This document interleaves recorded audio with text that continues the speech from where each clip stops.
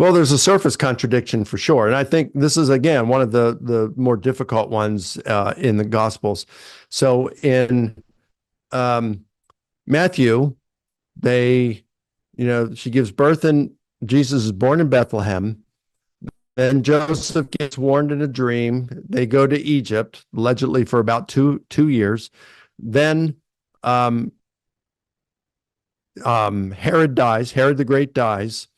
And the angel appears to Joseph again and says, hey, you can go back home. It's safe. And they get back and he realizes that Archelaus, one of Herod's brothers, was ruling and he was a brutal ruler. And so we'll go ahead to Nazareth then. Go settle in Nazareth. You'll be okay there.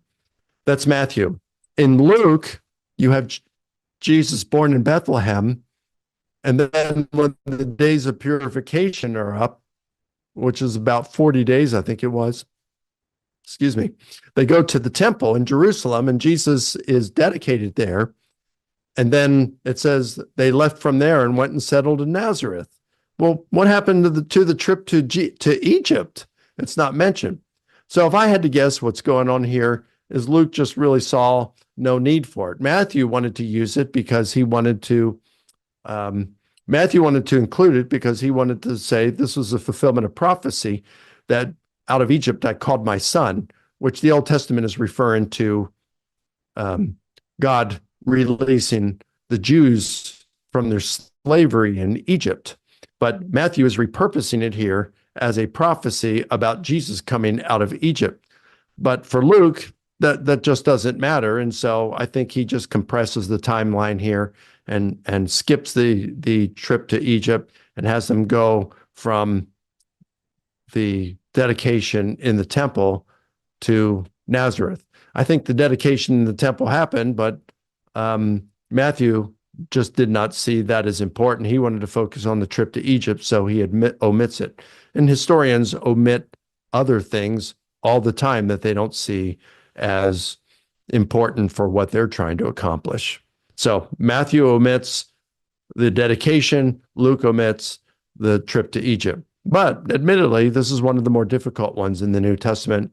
And just like any other thing in history, we're left to speculate. But if Jesus rose, Christianity is true. And these little differences really just don't impact anything. Yeah, I agree. And the famous contradiction that's not in Gospels, but between Gospel and Acts. So, and Papias in first or second century. So, can you address Judas' death? That's the famous one. Yeah. So in Matthew, Judas hangs himself. In Acts, he falls headlong and his guts burst open. All right. So what's going on here? And some tried to harmonize this by saying he hung himself and then the rope broke and he fell and fell headlong and his guts burst open.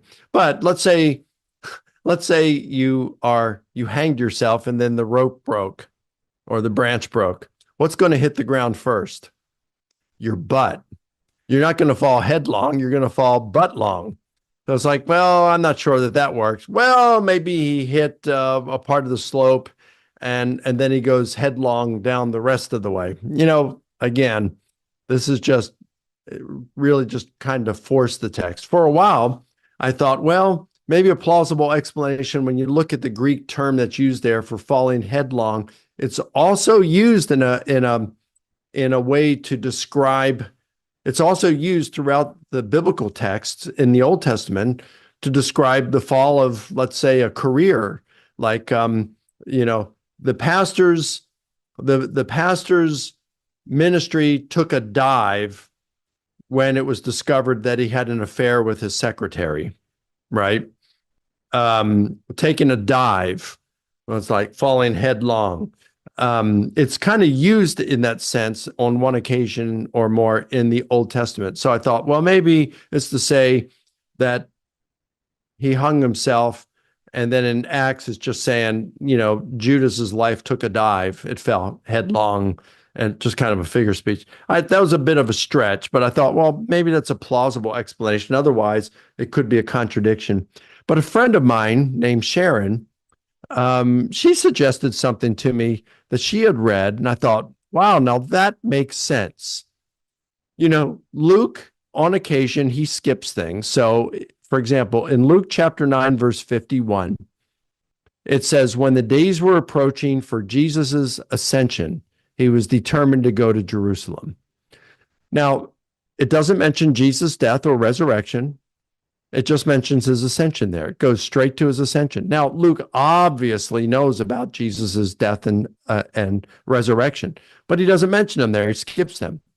So could it be that in Acts, written by the same author, that he's skipping how he doesn't say that this is how Judas died by falling headlong and his guts busting open? He's not saying that's how he died.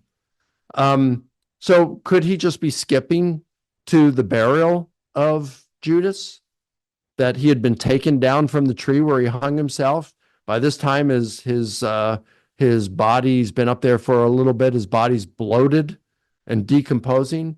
And so they roll him down into Gehenna, which was, a pit where they threw garbage and stuff. Could they have rolled him down into Gehenna or rolled him down into a valley where they were burying people?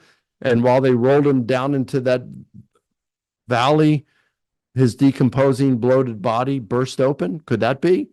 I think that's very possible. That makes sense to me.